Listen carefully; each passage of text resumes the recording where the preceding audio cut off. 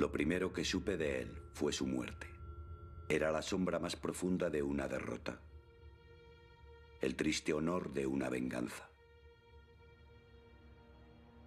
Decidí seguir su rastro. La curiosidad se convirtió en obsesión. Quedé atrapado.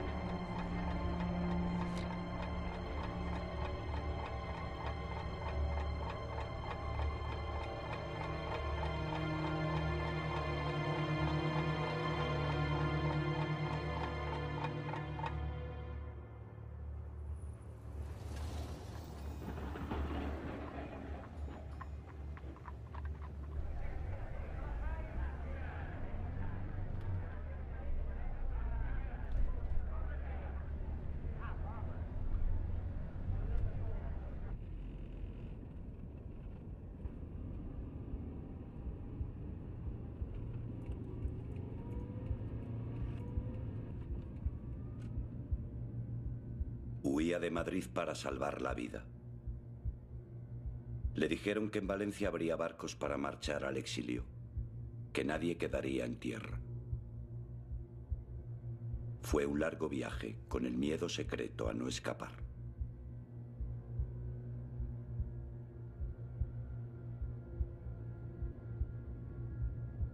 A Valencia no llegan barcos.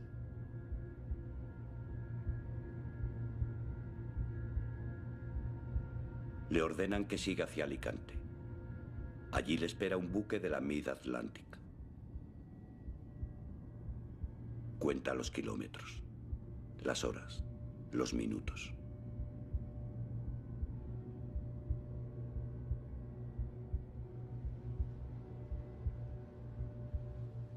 Llega tarde.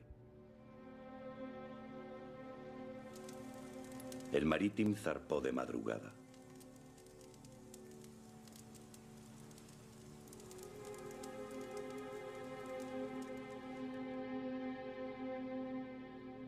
En los muelles la desolación, la incertidumbre, el miedo.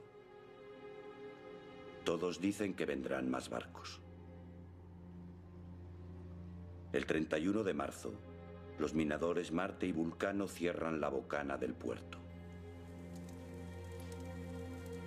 La esperanza se derrumba.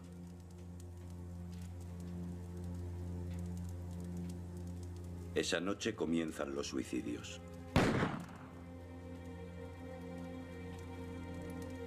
Él decide borrar sus huellas.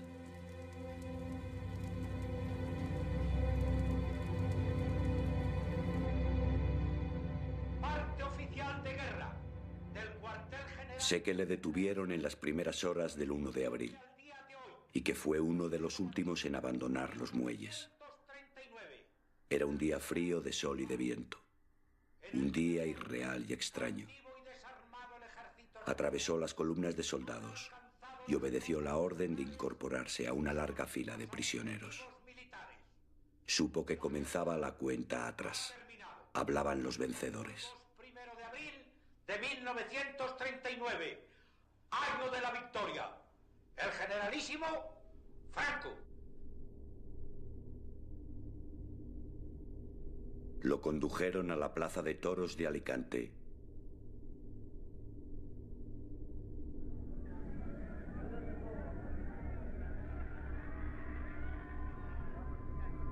Se temió lo peor.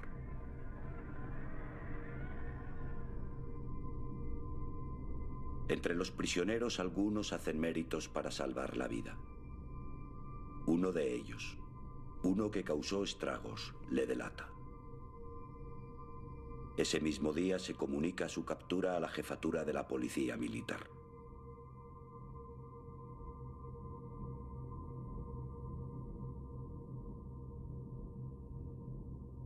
El 15 de junio de 1939 fue incluido en una expedición de prisioneros con destino a Madrid.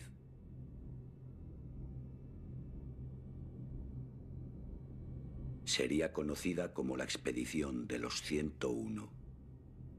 Los más buscados, los más odiados, dirigentes políticos y sindicales, diputados, gobernadores, alcaldes, policías, periodistas.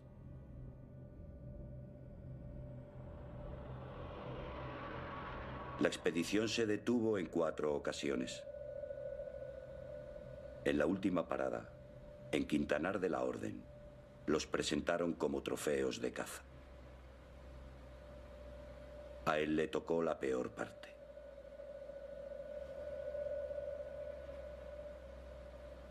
Felipe Sandoval, el doctor Muñiz, el más peligroso atracador y pistolero, un asesino y un gángster que muy pronto recibirá su merecido.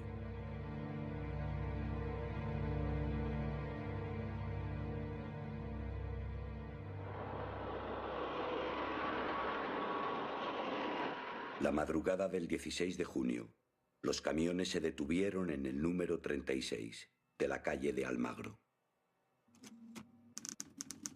En Madrid y en la segunda brigada de la División de Investigación Política, ante funcionarios del Cuerpo de Investigación y Vigilancia, como inspector y secretario habilitados para la práctica de estas diligencias, comparecen... Le ensuciaron los dedos de tinta.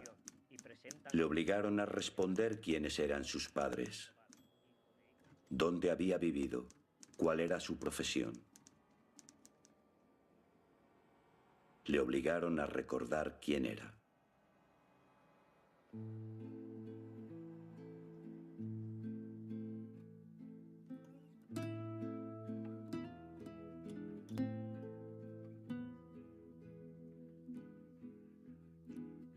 Nació en el barrio de las Injurias. El arrabal ocultaba su miseria en el fondo de un barranco. Estaba situado en el cruce de los paseos de las Acacias y Yeserías, muy cerca del Manzanares. Su madre, Luisa Sandoval, había nacido en Torrelaguna, de donde huyendo del hambre escapó a Madrid. Se ganaba la vida en los lavaderos del río. Tenía 25 años. El 4 de julio bautizó a su hijo en la iglesia de San Pedro el Real. Recibió el nombre de Felipe Antonio Emilio y tomó los apellidos de la madre, Sandoval Cabrerizo. Crecer en las Injurias era un duro aprendizaje.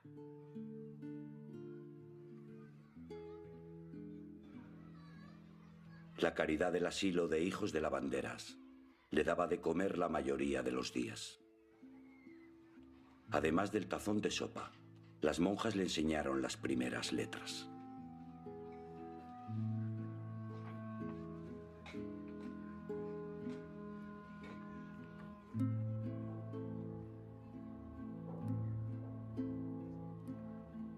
Tuvo también otros maestros: randas, descuideros, topos, la florinata del hampa madrileño. Ellos le enseñaron el mundo. La calle de Embajadores,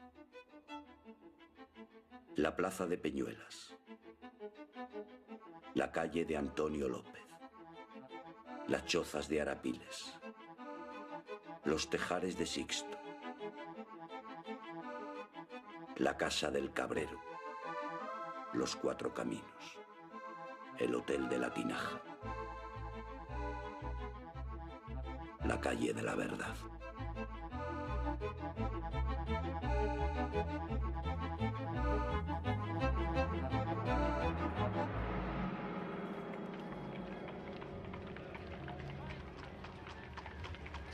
Cumplidos los 10 años, su madre puso fin a sus raterías y le obligó a trabajar.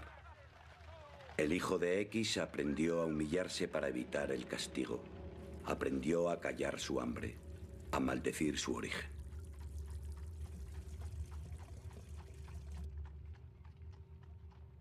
Fue chico para todo, pinche de cocina y camarero. Tenía 22 años cuando se colocó de mozo de comedor en el palacio del conde de Vilana. Su contacto con aquella clase privilegiada alimentó su impaciencia por huir de la pobreza y subir más rápidamente y más arriba en el oficio de servir.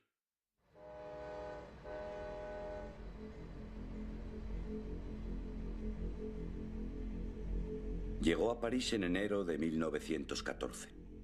Había cumplido 28 años.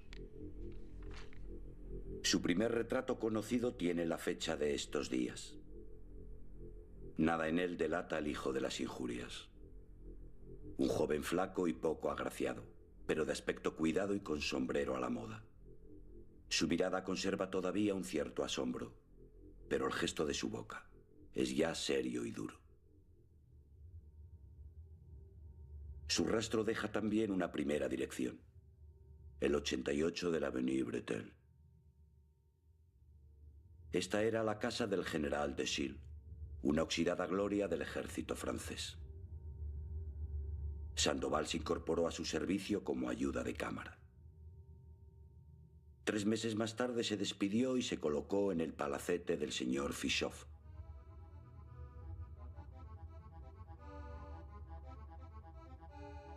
La calle Dumont-d'Urville era un lugar privilegiado, un hermoso mirador desde el que asistir al final de una época.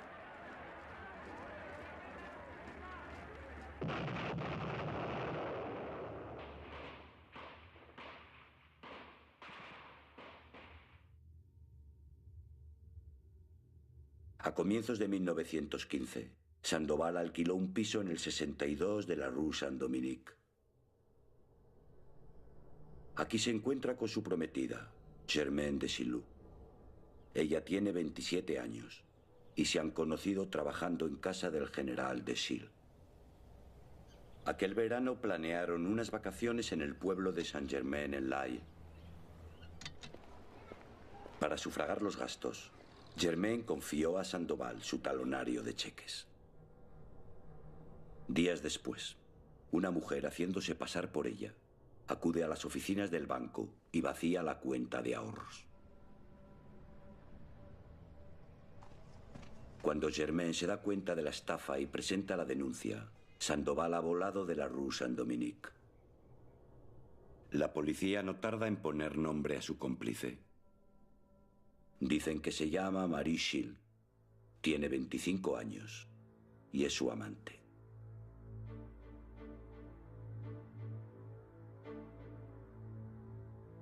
Las fugas producen vértigo, la extraña ilusión de cortar de golpe con los lazos del pasado y ver el mundo bajo una nueva luz.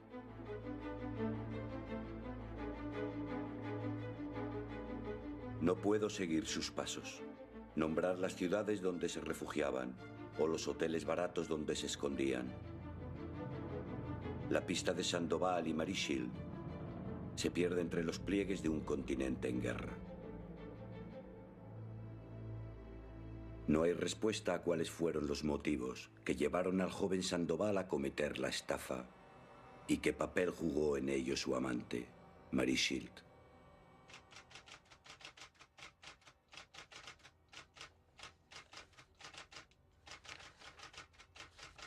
Su rastro reaparece en la Nochebuena de 1919, 4 años después de su huida de París.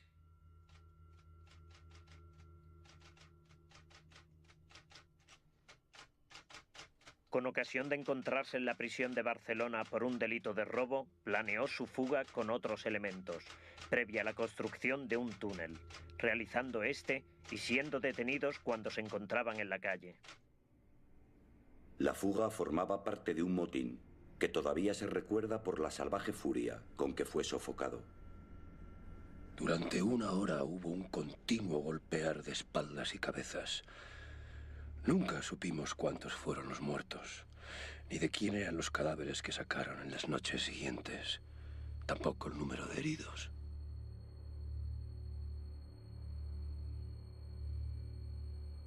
A Sandoval le desfiguraron el rostro.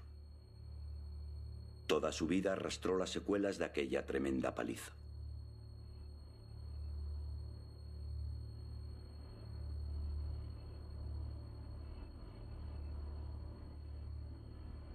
En estos días de dolor y rencor, Sandoval abrazó la idea.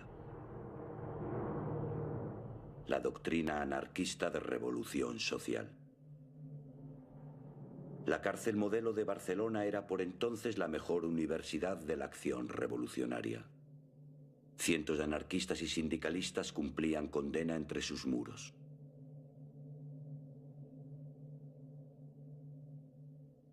Lo que cautivó a Sandoval de sus enseñanzas no fueron las hermosas utopías, sino sus métodos de acción directa, su violencia legendaria. En ella vio la mejor herramienta para devolver los golpes recibidos.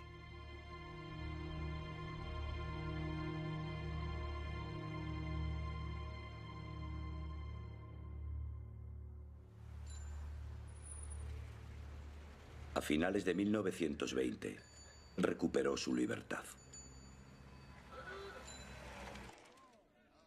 Se aloja en una pensión del Carrer de la Riereta, en el barrio chino. Aquí habita la Barcelona proscrita y rebelde. Una corte selecta de putas, ladrones, vagabundos y anarquistas.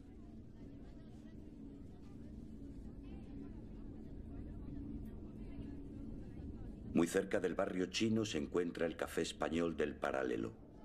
Entre sus habituales, Sandoval descubre a lo más señalado del anarquismo barcelonés. Tampoco faltan criminales, traficantes y espías llegados de medio mundo. No hay mejor lugar para ponerse al día de lo que se cuece en la ciudad.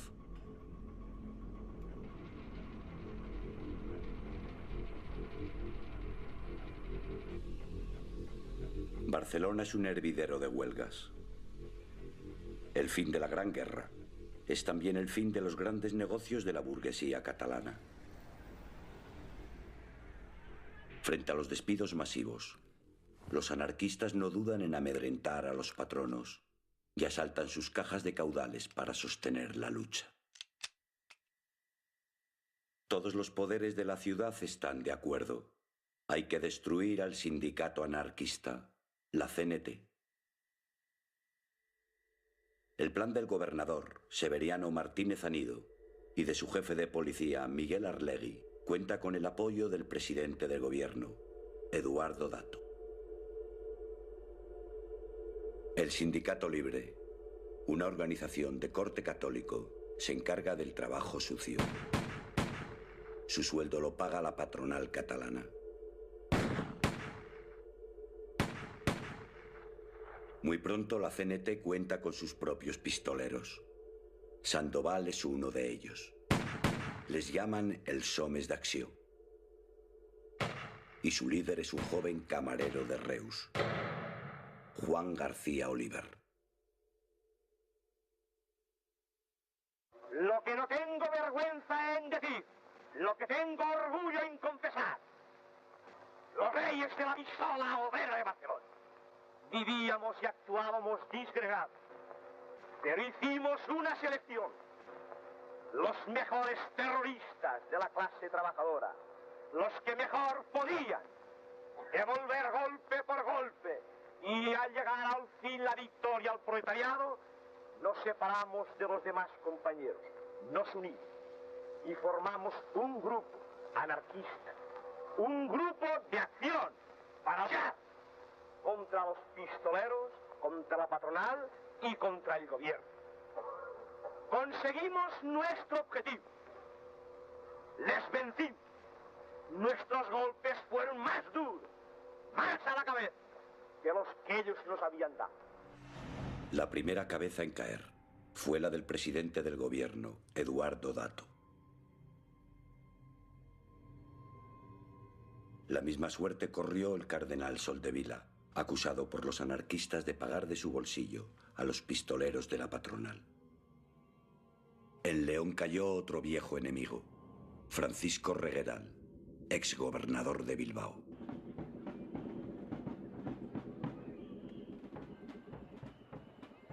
La dictadura de Primo de Rivera llegó para salvar los muebles de un Estado que amenazaba hundirse. La CNT fue ilegalizada y los hombres de acción no tuvieron más remedio que elegir entre la cárcel o el exilio.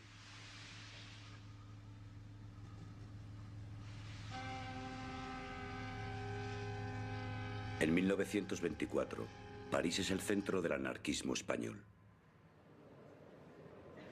Sandoval se aloja en un hotelucho del Boulevard Ménilmontant, una barriada donde no faltan compatriotas.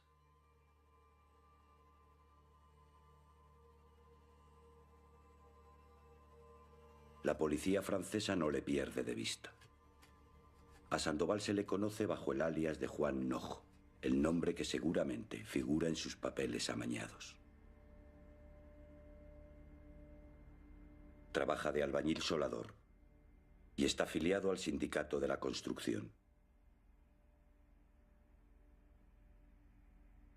Cuando acaba la jornada, es un agitador incansable. Compañeros, la hora de derribar a la dictadura ha llegado. Nuestros presos se cuentan por centenares y los sindicatos siguen clausurados. Hay que preparar una insurrección en la frontera que desate la revolución en el resto de España. Sandoval acude a reclutar combatientes a la pequeña España de la Plaine Saint-Denis. Aquí se concentra gran parte de la emigración española. Viven en condiciones muy precarias y sus simpatías oscilan entre el anarquismo y el comunismo, que se extiende con fuerza por toda Europa. Sandoval sabe cómo atraerlos al anarquismo. El grupo lírico teatral español es su mejor aliado.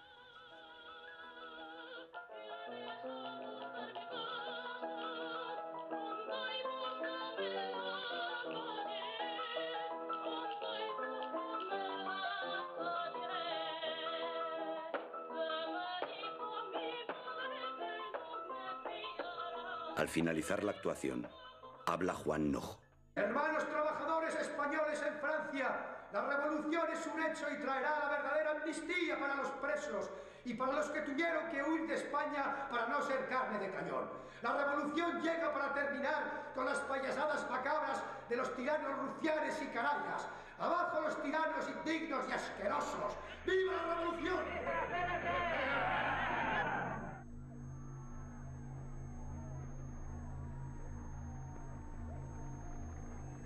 Mientras los mítines se suceden, las gestiones para la compra de armas se cierran en París. 30 francos por fusil y una dotación de 60 cartuchos. En octubre de 1924, la efervescencia revolucionaria se traslada a la calle.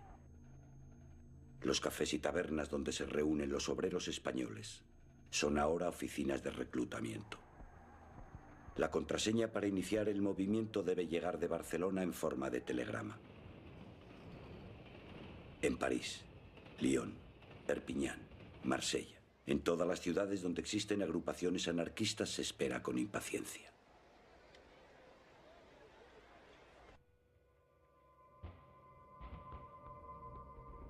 Fue una tentativa ingenua, torpe, todo lo que queráis.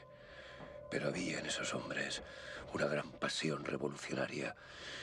Merecen por ello el respeto de todos. Fracasaron, eso es todo. Hemos fracasado tantas veces.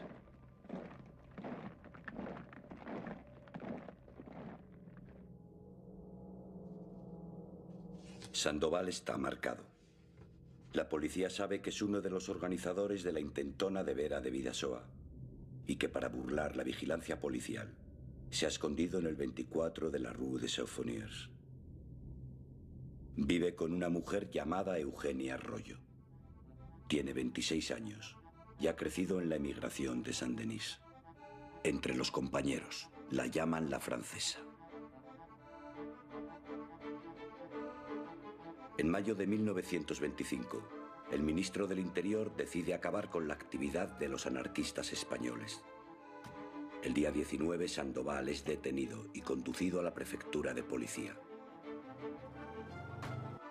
Se le ficha y fotografía. Tiene un plazo de 10 días para abandonar Francia.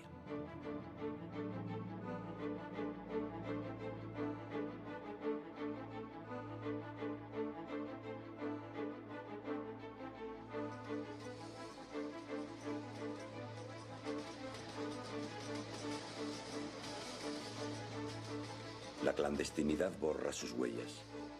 Su rastro junto a Eugenia aparece y desaparece. Tan pronto cruzan la frontera y se alojan en Barcelona, como regresan a París.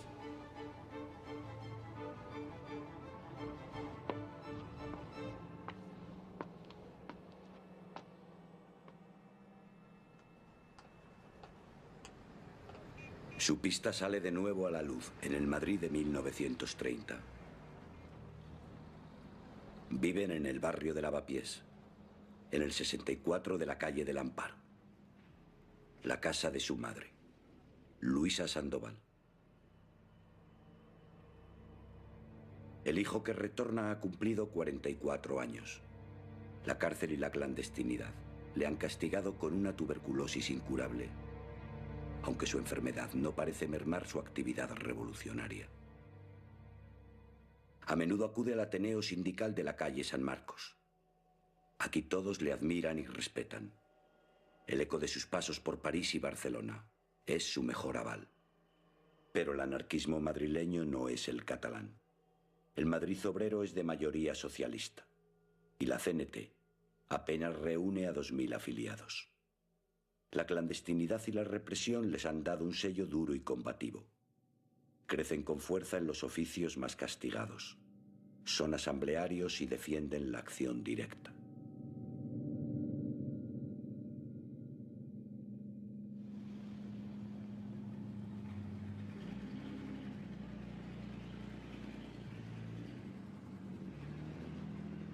El ambiente que se respira en la ciudad anuncia la llegada de un nuevo tiempo. La monarquía está desprestigiada y todos sus intentos por mantenerse a flote resultan estériles.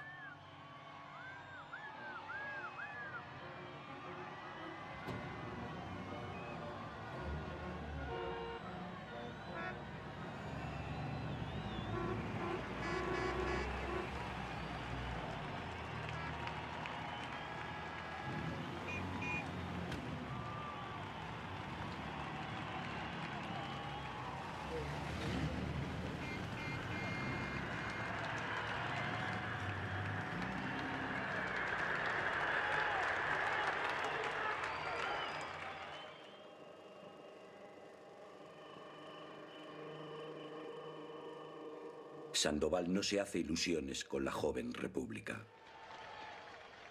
El gobierno de Azaña es un gobierno burgués y sus reformas no son más que migajas para distraer al pueblo de su verdadero objetivo, la revolución.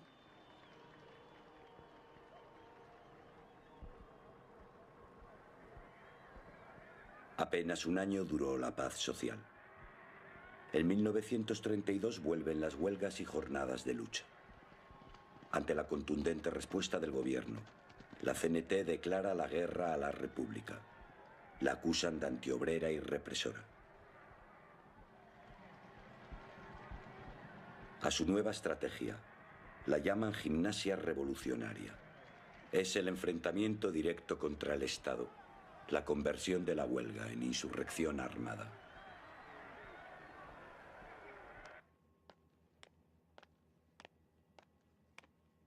La vanguardia libertaria son los llamados grupos de defensa confederal.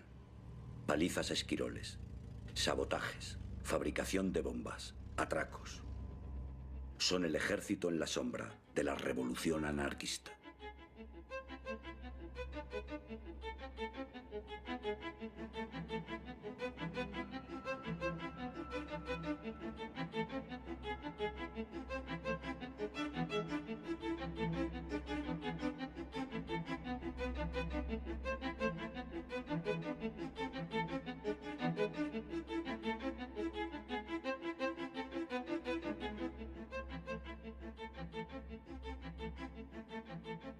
La especialidad de Sandoval son los atracos.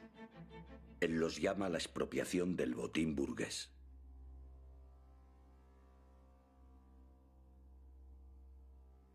Su primer golpe lo realiza en el domicilio de Agapito Velasco, un abastecedor municipal al que acusa de quedarse con dinero de los comedores de asistencia social.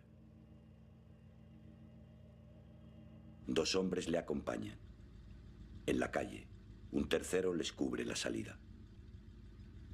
Tras apoderarse de 35.000 pesetas, huyen en el automóvil, pero el portero de la casa apunta la matrícula y llama a la policía.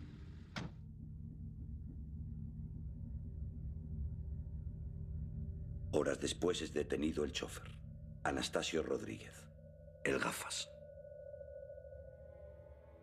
Tras su declaración caerá el resto del grupo.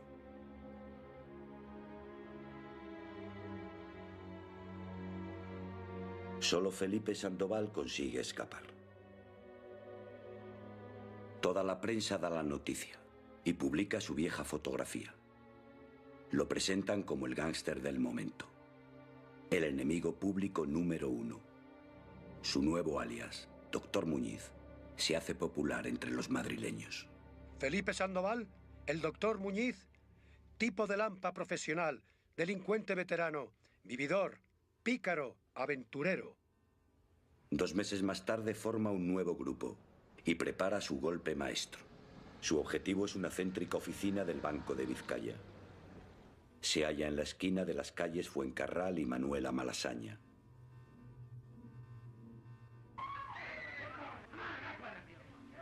No tardan ni 10 minutos en completar la operación.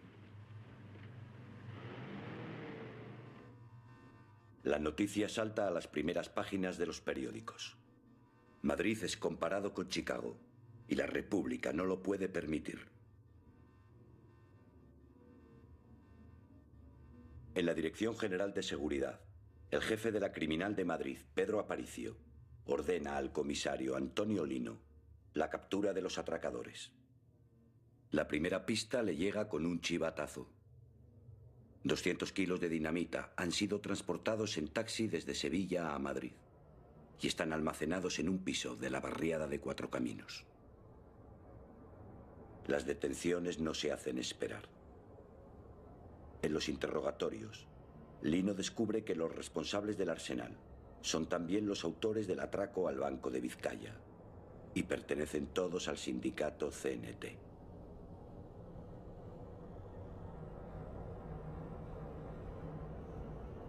Los atracos que dirige el doctor Muñiz tienen un objetivo: aportar fondos al movimiento revolucionario que la CNT tiene previsto desatar próximamente en todos los rincones de España.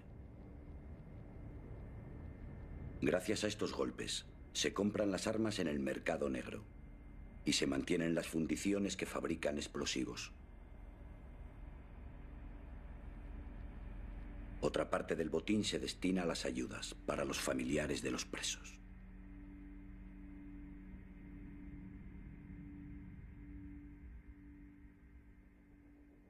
La gimnasia revolucionaria del doctor Muñiz es incansable.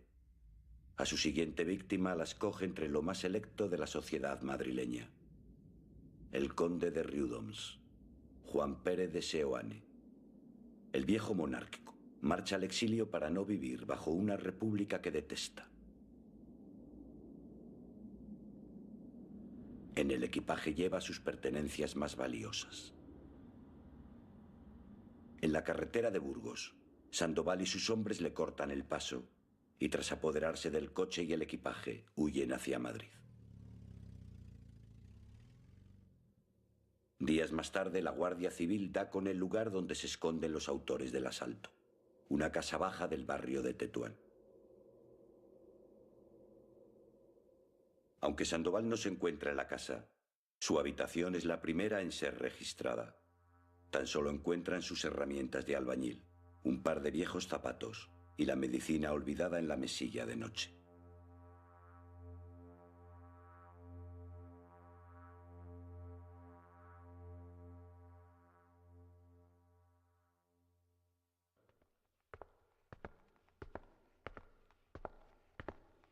Su suerte se agota una semana más tarde. El 7 de diciembre de 1932, el doctor Muñiz es detenido en la estación de Atocha.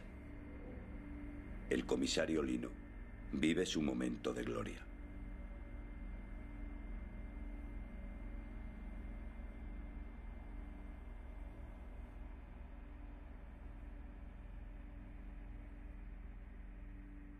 Intento descifrar su rostro, leer en la mirada de sus ojos duros y resueltos.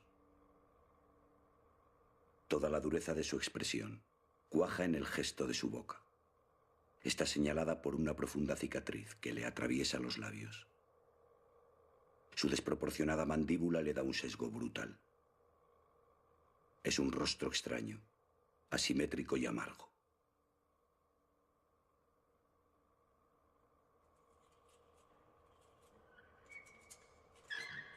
Le trasladaron a la cárcel de Colmenar, un viejo caserón con escasas medidas de seguridad. Necesitó pocos meses para preparar su fuga. El tiempo suficiente para recibir ayuda desde el exterior. Al abrir el oficial de la prisión el calabozo, se vio sorprendido por una sombra, que echándole rápidamente una manta por encima, le derribó al suelo.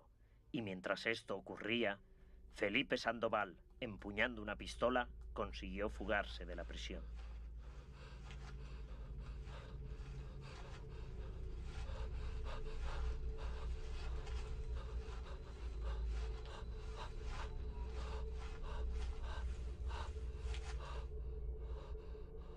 Tras pasar la noche vagando por los montes del Pardo, la Guardia Civil le sorprende al amanecer.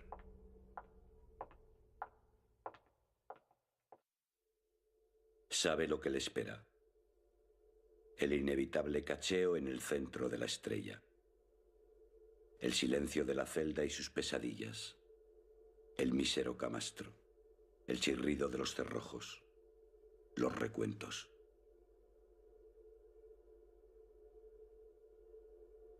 De la Modelo no hay fuga posible. Solo el triunfo de la revolución puede devolverle la libertad. Pero las derrotas se suceden.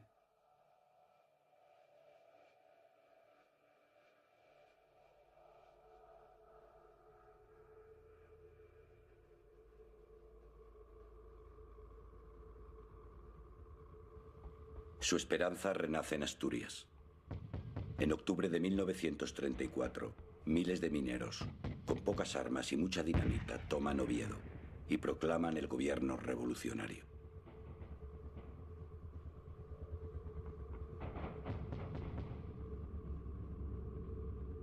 El 20 de octubre son derrotados. Cientos de ellos son torturados y ejecutados. Los sindicalistas vuelven a llenar las cárceles. Sandoval los ve llegar. Y la revolución queda nuevamente aplazada.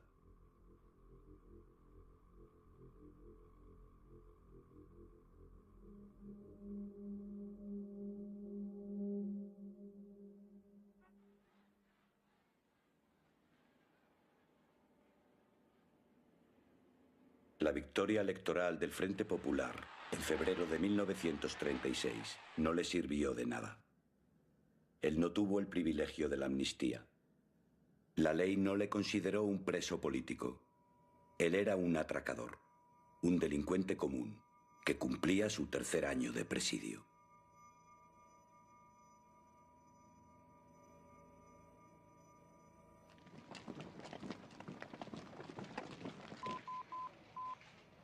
Todo Madrid vive envuelto en un rumor.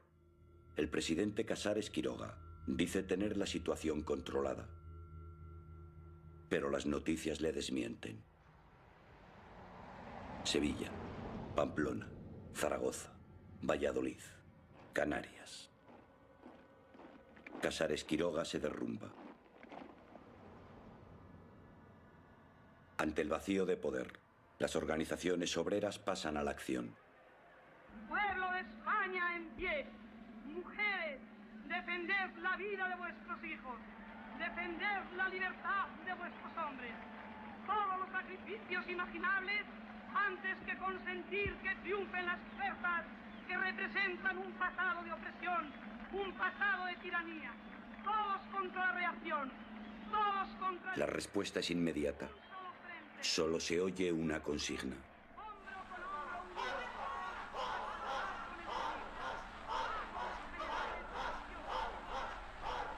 Al nuevo presidente, Diego Martínez Barrio, le llaman el campeón de los compromisos, pero su intento de pacto con los rebeldes es un fracaso.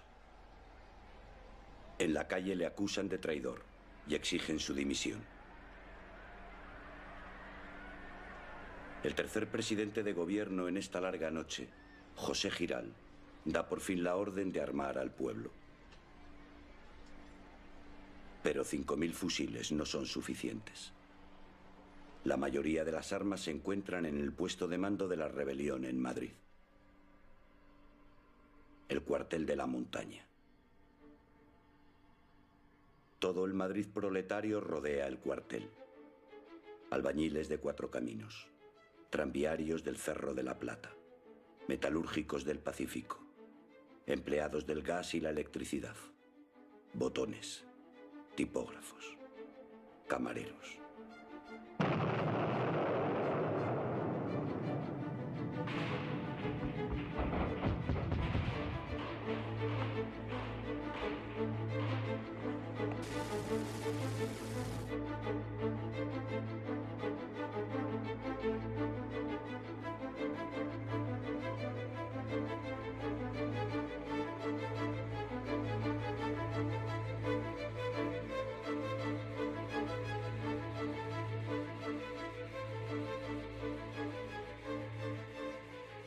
A las 11:30 de la mañana del lunes 20 de julio, la sublevación militar en Madrid es derrotada. Por las fuerzas leales y milicias armadas ha sido tomado el cuartel de la montaña, que era el más firme reducto que tenían los rebeldes en Madrid, al mando del general Fanjul. La República ha triunfado. ¡Viva la República! Vencieron. Muchos de ellos abandonarán sus oficios. Ahora son milicianos, el pueblo en armas.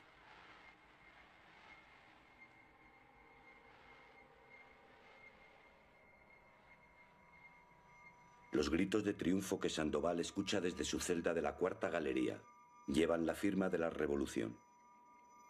La esperada llave que por fin le abrirá las puertas de la cárcel.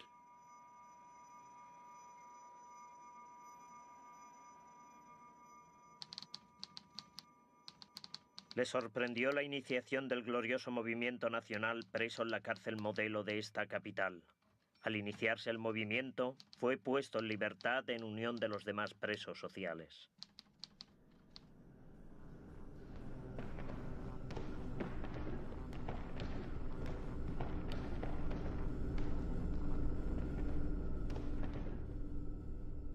Lo destruyeron a golpes y luego le exigieron una confesión por escrito. El título se lo dictaron. Informe de mi actuación durante el tiempo que ha durado la guerra hasta el fin. Me ponen en libertad 15 días después de haber estallado el movimiento. Salimos en 2 camiones y se nos deja en el paseo de Ronda.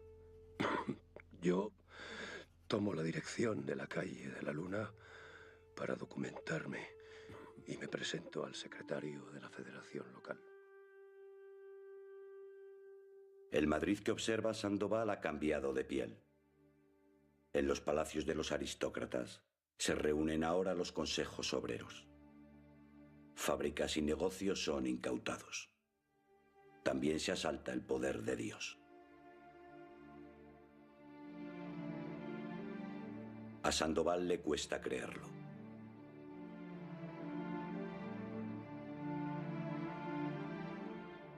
La hora esperada del juicio definitivo a los patronos, ricos y explotadores. La hora de aniquilar para siempre el viejo orden burgués. Por fin ha llegado.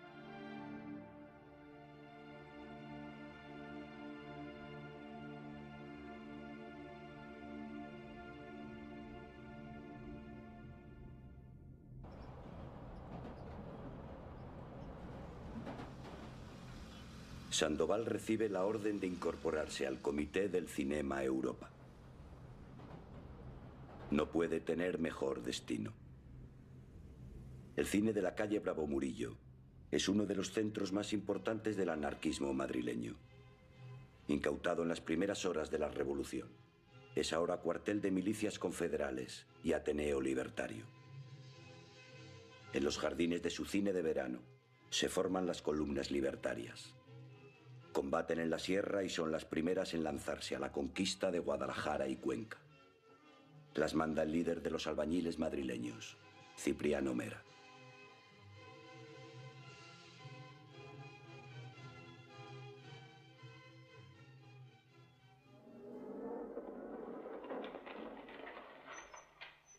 La misión de Sandoval en el Europa es la lucha de retaguardia. Forma parte de los grupos de investigación y vigilancia. La policía de la revolución.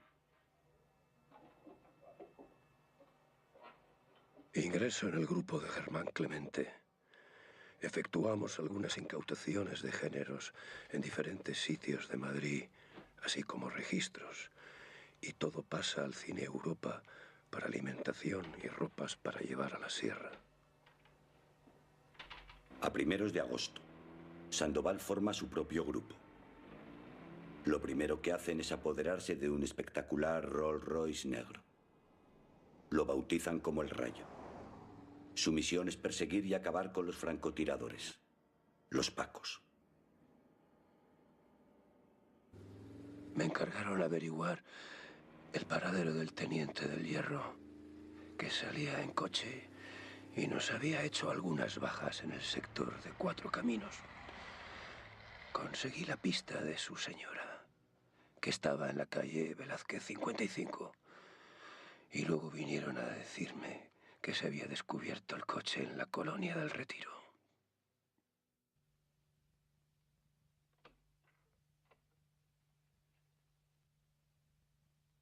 Todo lo que se hizo fue inútil. Doy fe que no se les maltrató. Se les sacó a la carretera de Francia, se les amenazó y en vista de que no se les podía sacar nada, cometí mi primer doble crimen.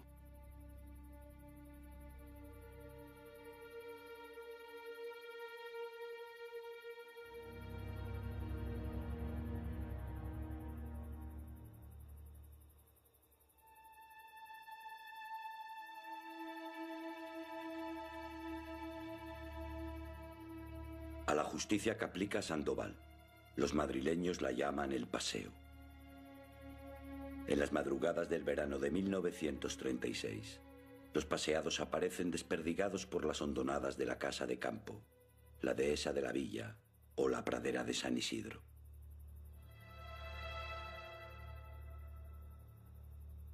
Su retrato se incorpora a los libros que los familiares pueden consultar en el Ministerio de Gobernación. Mirarlo es un aterrador viaje.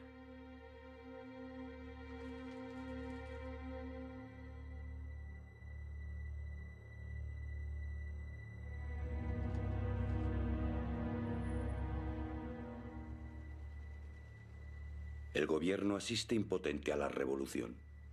Publica decretos que no obedece nadie, ni siquiera su propia policía, que sufre una profunda depuración.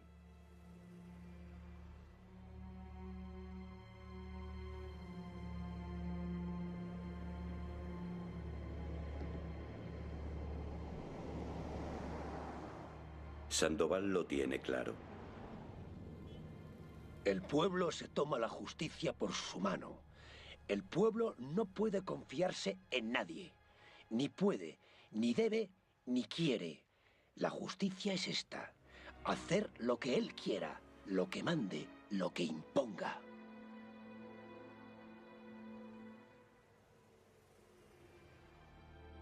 El orden de la retaguardia lo ejercen ahora partidos y sindicatos. Además de sus milicias, tienen sus propias prisiones y comisarías. Los madrileños las llaman checas, y existen cerca de 200 en todo Madrid. Las checas son la expresión de una nueva justicia, aquella que tiene por divisa la máxima Vox Populi, Suprema Lex.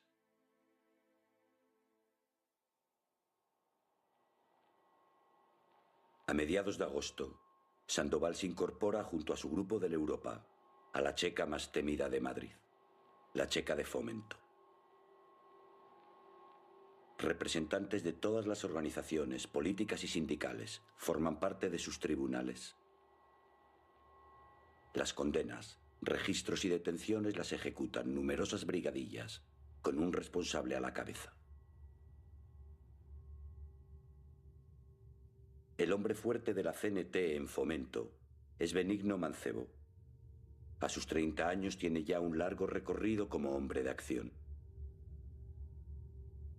Sandoval será uno de sus hombres de máxima confianza.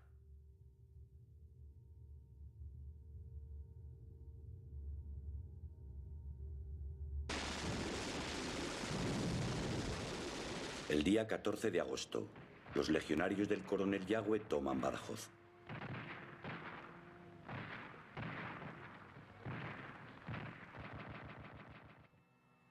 En la Plaza de Toros, encierran a cerca de 2000 prisioneros republicanos.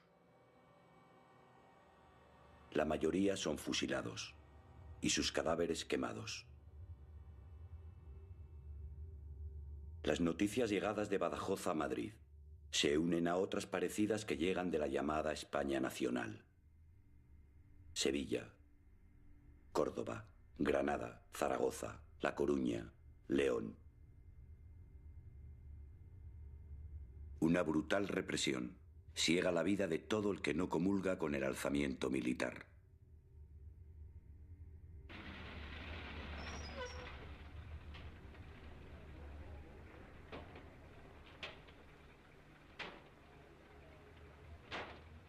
A la matanza de Badajoz decidió responder el Comité de Fomento. Se acuerda en Fomento hacer un registro en la cárcel Modelo y se me designa a mí. Y yo, acompañado de Santiago Alíquez, voy a ver al entonces director de seguridad, Manuel Muñoz, y lo autoriza al medio. O sea, después de comer, nos presentamos en la cárcel.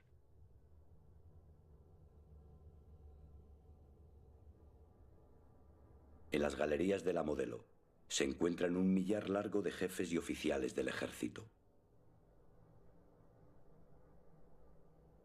Hay también numerosos políticos destacados de la derecha, ya sean falangistas, monárquicos o republicanos. Ninguno ha sido todavía juzgado. La cárcel Modelo no tiene secretos para Sandoval. Los funcionarios de prisiones que atemorizados le abren ahora los rastrillos de la cárcel conocen bien al doctor Muñiz. Más de uno, recordando el trato que le ha dado, le observa ahora con verdadero terror.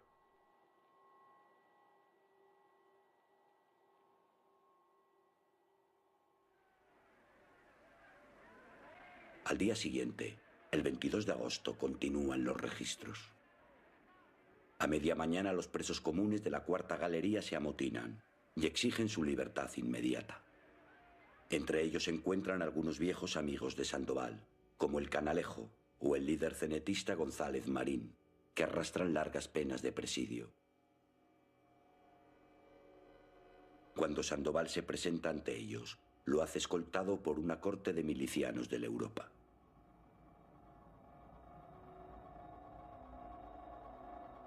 A duras penas consigue hacerse oír. Promete a los presos su libertad inmediata a cambio de incorporarse a las milicias confederales. En su arenga, exige a los presos su colaboración para exterminar a los fascistas en sus madrigueras. Mientras Sandoval es aclamado, un incendio se desata en la leñera de la cárcel. A la voz de fuego se armó un lío imposible de imaginar.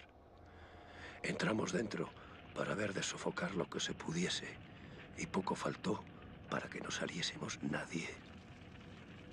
Llegó la noticia de que nosotros nos habíamos quedado dentro, y se vinieron milicias de todas las barriadas, y hubo por parte de no sé quién que dijo que se escapaban los fascistas, y se desbordaron las pasiones.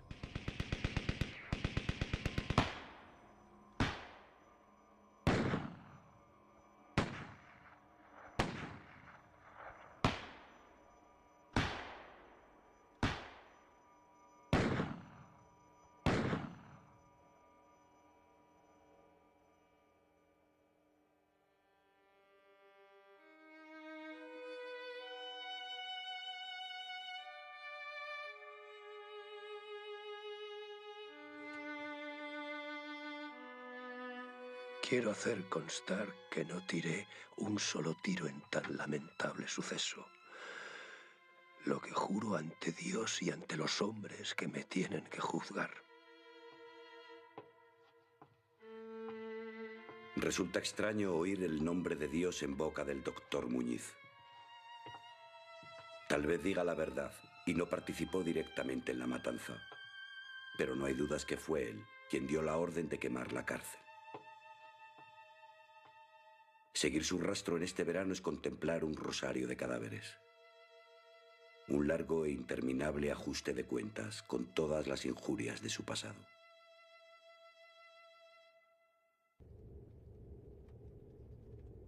El 1 de septiembre llama a las puertas de la casa de los hermanos Mugiro, conocidos banqueros madrileños de simpatías falangistas.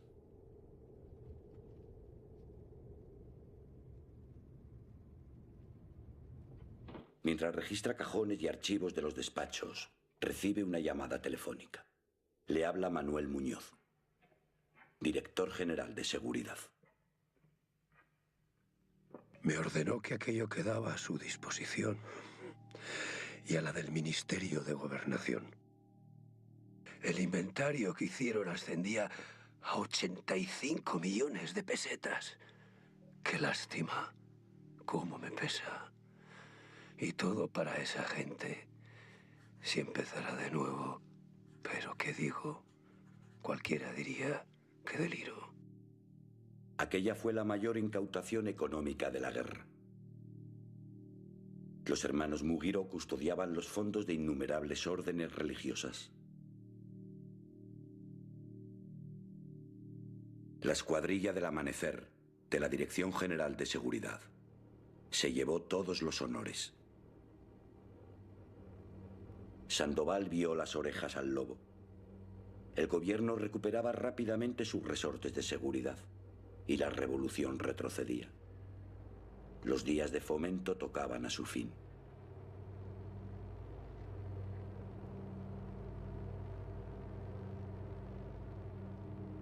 Sandoval visita a menudo el Café Moca de la calle Alcalá. Grita y discute.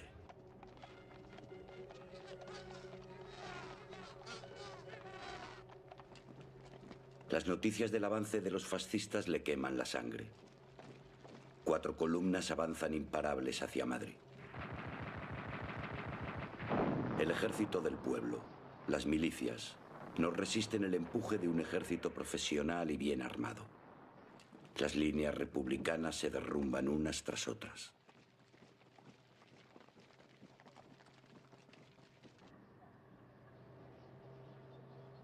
Lo que más le altera es que el general Mola presuma de tener una 5ª columna infiltrada en Madrid. Él no tiene dudas que es verdad. Dice que Madrid fue siempre plaza fuerte del jesuitismo, de la aristocracia, de generales traidores, de parásitos que chupan del Estado. Un enemigo de siglos emboscado en la administración, en los tribunales, en los bancos, en las direcciones y gerencias.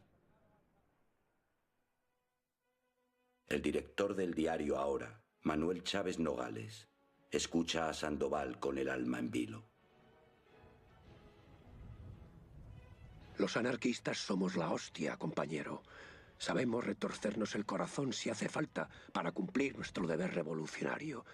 Lo que esos jovencitos comunistas que presumen de coraje no se atreven a hacer. Aquí está el viejo Felipe, anarquista, dispuesto a hacerlo en bien de nuestros sagrados ideales, aunque el corazón se me salga por la boca.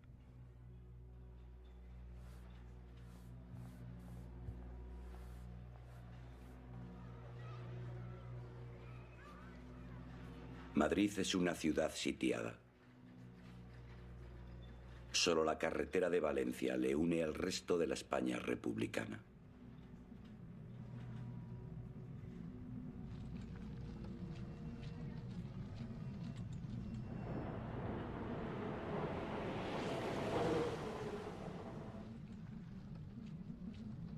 Mientras la prensa de medio mundo anuncia su caída inminente, el día 4 de noviembre se forma un nuevo gobierno.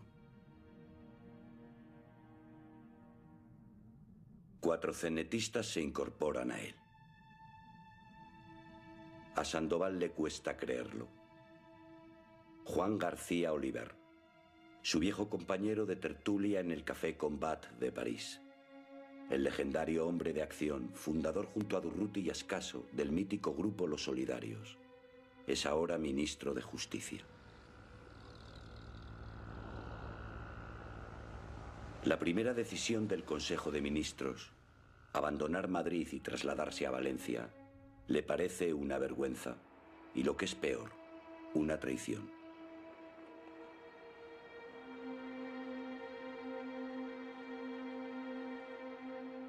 En la calle Serrano se encuentra el Estado Mayor de la CNT madrileña, el llamado Comité de Defensa Confederal.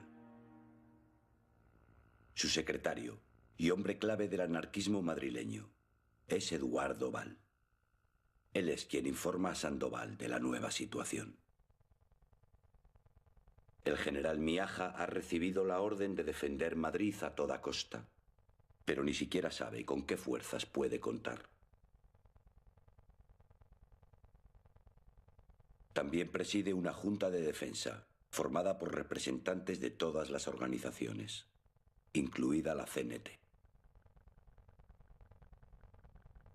La consejería que más interesa a Sandoval, la de Orden Público, la dirige el joven comunista Santiago Carrillo. Su primera decisión ha sido clausurar la Checa de Fomento y centralizar bajo su mando todos los servicios de investigación y vigilancia.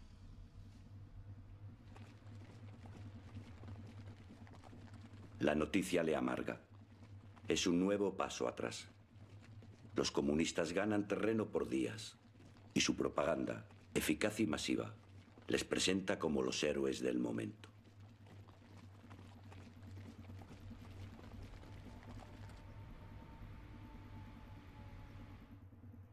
Eduardo Val le tranquiliza. Si los comunistas disponen de la Consejería de Orden Público, los anarquistas se han hecho con los servicios de inteligencia del Estado Mayor de la Defensa, los llamados servicios especiales. También controlan numerosas comisarías de policía. La más importante, la de Buenavista, que abarca el barrio burgués por excelencia, el barrio de Salamanca, está en sus manos. Aquí, en el corazón de la quinta columna, es donde se precisan los servicios del doctor Muñiz. Su primer objetivo es un viejo conocido, Gabriel Rebollo, el médico de la cárcel Modelo. Le acusa de ser un quintacolumnista protegido por la embajada noruega. Un testigo incómodo de la situación de los presos derechistas, que debe ser silenciado. Vimos que subía a un coche con la bandera noruega y lo seguimos hasta la calle de María de Molina, donde, cortándole el paso, lo detuvimos.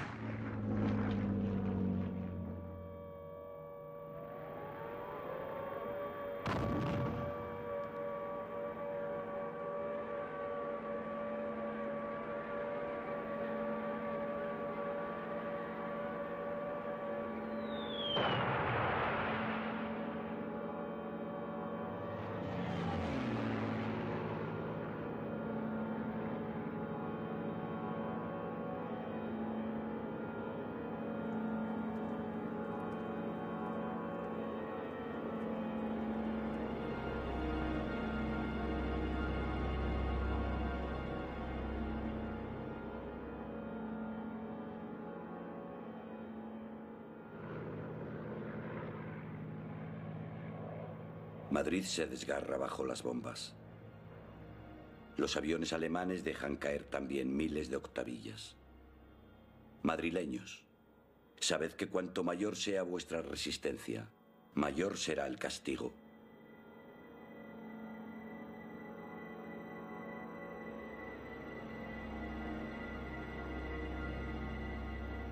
El barrio de Salamanca es la única zona de la ciudad respetada por Franco. Allí buscan refugio muchas familias a las que la guerra ha dejado sin casa.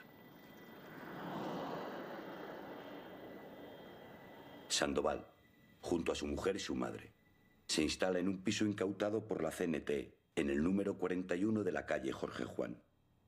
Esta será su casa durante el resto de la guerra.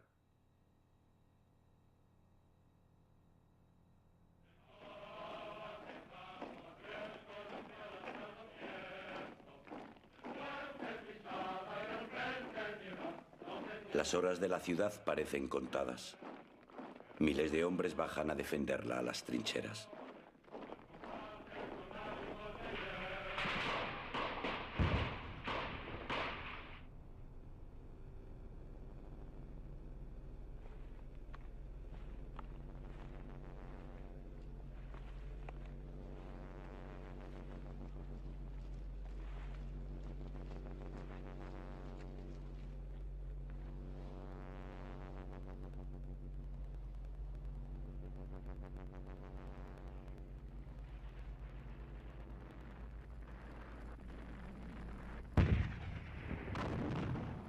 En la casa de campo, la quinta bandera de la Legión se lanza al asalto de la ciudad.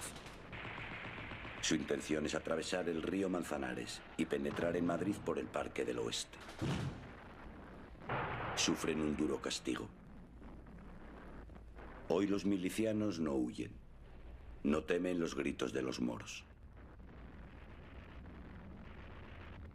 Cada centímetro de tierra lo defienden hasta la muerte.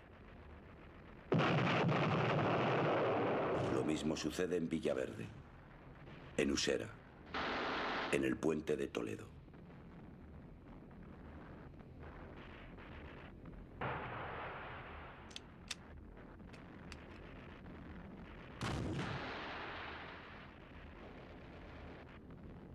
Madrid resiste.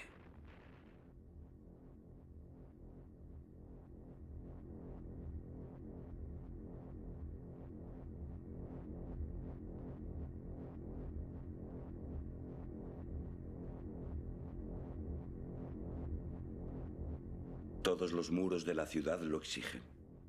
Hay que proteger las espaldas de los héroes. La quinta columna debe ser aplastada.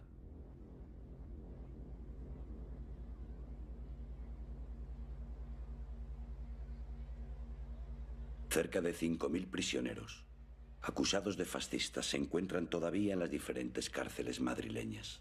Si Madrid cae, Franco dispondrá de un importante refuerzo en el interior de la ciudad. Sandoval no descansa.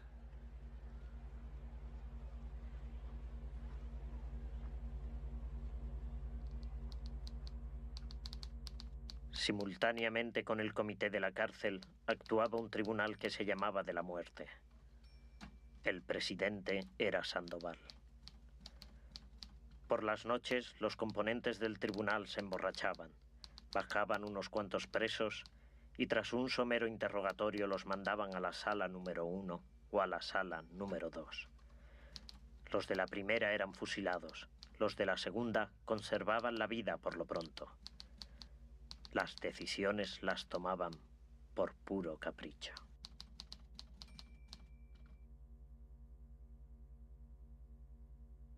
La carrera judicial del viejo pistolero anarquista no conoce barreras. Él mismo se encarga a menudo de hacer cumplir sus propias sentencias.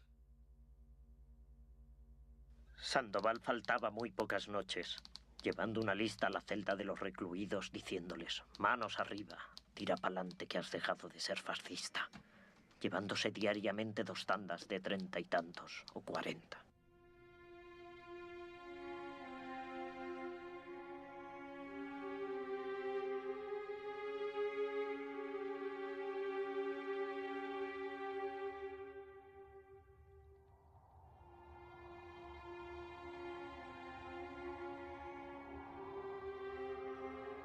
En este noviembre húmedo y lleno de niebla, heroico y miserable, Madrid se desangra sin remedio.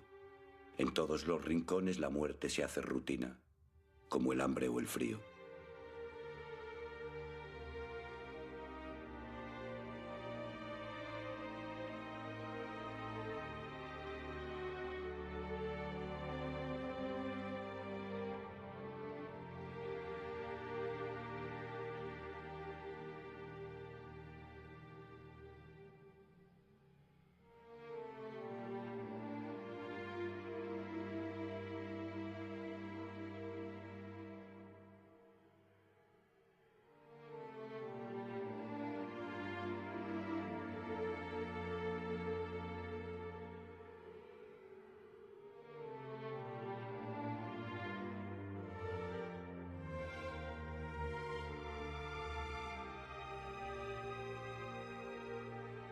El día 20, Sandoval queda sobrecogido. Durruti, llegado de Aragón para defender Madrid, ha sido herido de muerte en la ciudad universitaria y agoniza en una habitación del Hotel Ritz. Sandoval le conoce desde los lejanos días de París. El día anterior le saludó en el Cine Europa, donde ahora se acuartelan sus hombres. Su muerte es un duro golpe para toda la organización confederal.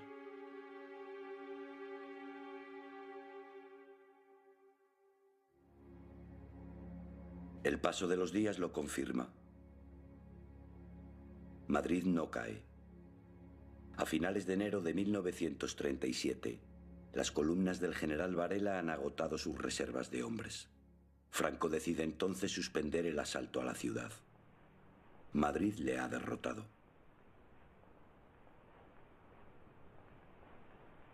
En el mes de junio, Largo Caballero es sustituido por el doctor Negrín al frente del gobierno. Los anarquistas pierden todos sus ministerios. El apoyo más fuerte del nuevo gobierno son ahora los comunistas, que garantizan nuevos envíos de armas desde la Unión Soviética. Madrid vive su hora rusa. Y Sandoval ve declinar definitivamente el sueño revolucionario anarquista.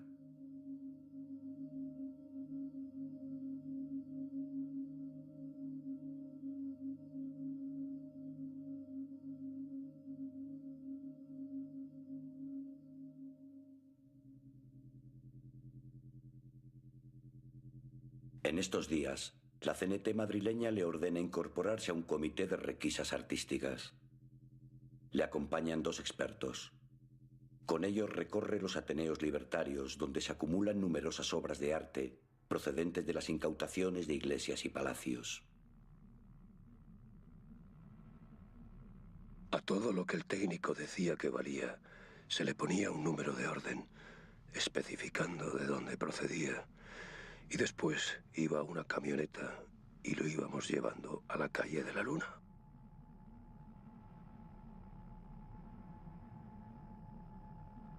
Una vez clasificadas las obras, se seleccionan las de mayor valor y clandestinamente se transportan a Francia. En París, Sandoval vende las obras en el mercado negro. El dinero se destina a la compra de armas. Fueron 8 meses los que permaneció en el comité de requisas. Yo, lo mismo que un tal Sancho, no éramos partidarios de que una riqueza tan enorme y, sobre todo, un pasado de la grandeza de España pasase a manos de judíos mercaderes por un puñado de plata.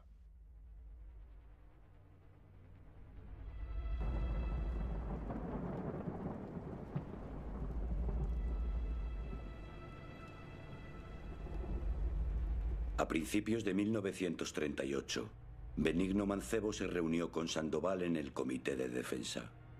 Le echa en cara su abandono de las tareas de limpieza de retaguardia. Mancebo me dice que soy un impostor y regañamos seriamente. Y desde ese momento se acaba mi actuación policial momentánea y se me destina a la sección de estadística secreta del Comité Nacional de la CNT.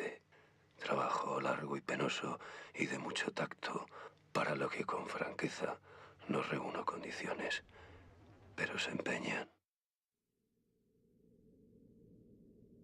Esta sección era el máximo órgano de inteligencia de la CNT, su servicio de espionaje particular, desde el que hacer frente a la hegemonía comunista. El trabajo consistía en recopilar datos contra todos los políticos de altura, así como militares. Pero en el momento que se ponía en práctica algo, o se quería manejar algún hilo de la tela de araña que tendíamos, nos la deshacía la misma organización. Así resultaba que no se hacía nada práctico y los comunistas seguían imperando en todas partes.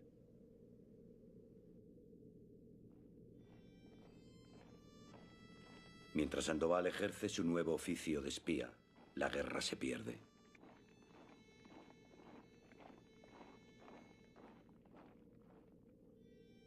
Los mítines anarquistas a los que acude le parecen el canto del cisne.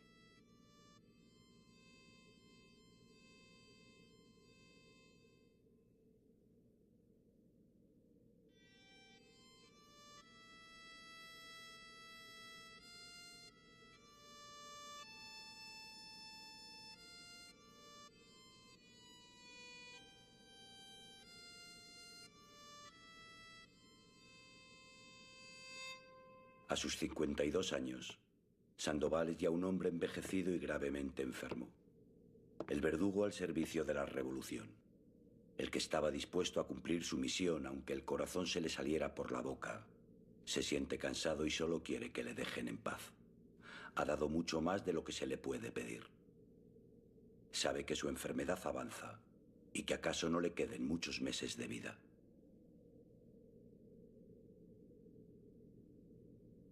No tiene salida. Le ordenan seguir matando. Matar a compañeros. Le dicen que son traidores, oportunistas que tomaron el carné de la CNT para salvar la vida, y ahora que vienen las cosas mal dadas, corren a vender sus servicios al enemigo. Es un trabajo de depuración en los medios confederales. Pero esto es muy penoso, al menos para mí, que me inhibo en lo posible y lo consigo hasta última hora. La última hora tiene un nombre: Florian Ruiz Egea, un conocido archivero y bibliotecario afiliado a la CNT. Su misión principal durante la guerra ha sido peritar las numerosas bibliotecas incautadas. Ahora el Comité de Defensa dice tener pruebas de su traición, de su colaboración estrecha con la Quinta Columna.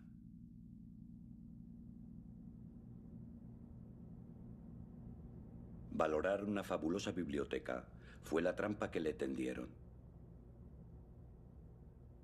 Florian no sospechó nada cuando le condujeron al antiguo colegio de huérfanos de correos y telégrafos.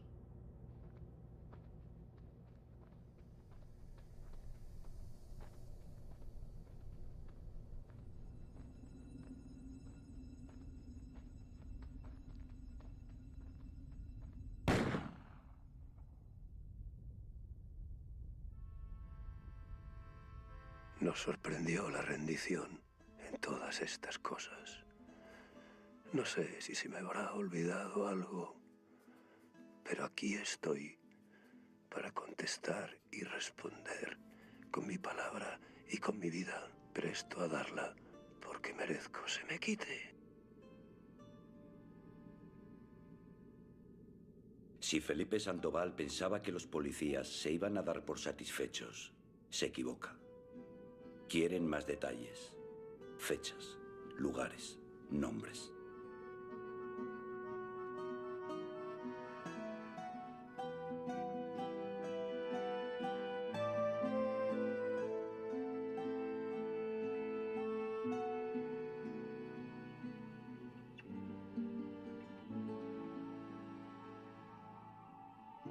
La voz de que Sandoval se va de la lengua se corre por las celdas. Es un peligro mortal para muchos de sus compañeros.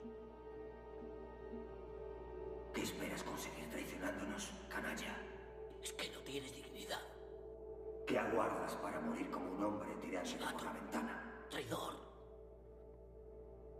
¿Cómo no te mueres de vergüenza de ti mismo, cabrón? Mátate. Mátate. Mátate. Mátate.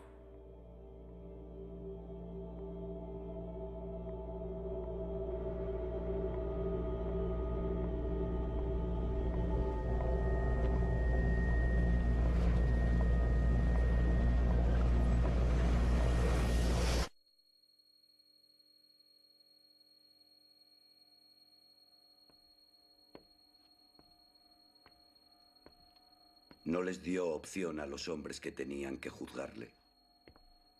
Él fue su propio juez y su verdugo, el asesino de sí mismo. Su vida fue la pasión de una venganza, el único y triste honor de las injurias. Nadie reclamó su cadáver. El 6 de julio de 1939, Felipe Sandoval fue enterrado en una tumba de tercera del Cementerio del Este.